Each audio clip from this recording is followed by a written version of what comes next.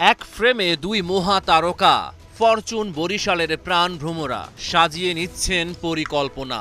Point টেবিলের শীর্ষে বর্তমান চ্যাম্পিয়নরা নিশ্চিত করেছে প্রথম কোয়ালিফায়ারে খেলা।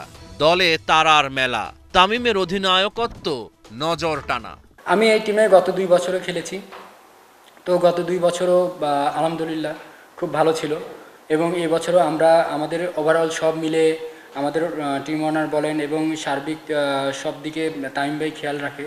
তো সব কিছু মিলে মানে সুপার আর কি, চোখ একদিকেই যে ট্রফির দিকে আর কি। হ্যাঁ, তো আমরা সেটা করার জন্য আমাদের জন্য যেটা বেটার হবে আমরা সেটাই করব এবং আমরা কাপ নেওয়ার চিন্তা ভাবনা করবো ইনশাল্লাহ আর কি।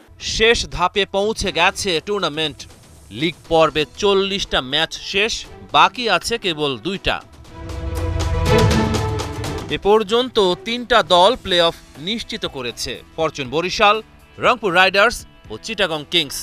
শেষ 4-এ ওঠার লড়াই চলছে দুর্বার রাজশাহী ও খুলনা টাইগার্সের মধ্যে। 12 ম্যাচে রাজশাহীর সংগ্রহ 12 পয়েন্ট, 1 ম্যাচ কম খেলা খুলনার সংগ্রহ 10 পয়েন্ট।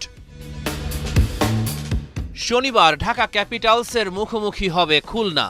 জয় পেলেই প্লে অফে জায়গা করে নেবে মিরাজরা। রান রেটে রাজশাহীর চেয়ে ভালো অবস্থানে খুলনা, কিন্তু মিরাজের দল হেরে গেলে প্লে অফের টিকিট পাবে রাজশাহী।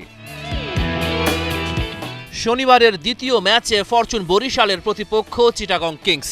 দুই দল আগেই প্লে অফ করেছে নিশ্চিত। অন্য টিমগুলো দেখেন, আমাদের টিমটাও দেখেন যে আমাদের টিমের বেঞ্চে কারা কারা বসে আছে। তাদেরকে দিয়ে হয়তো বা আরেকটা অন্য টিমের চেয়ে ভালো টিম করা যাবে আমার কাছে মনে হয়। চিটাগং কিংসের জন্যই ম্যাচটা বেশি গুরুত্বপূর্ণ। বরিশালকে হারাতে পারলে তারা প্রথম কোয়ালিফায়ারে খেলার সুযোগ পাবে। রহমান পেয়ার, ৭১।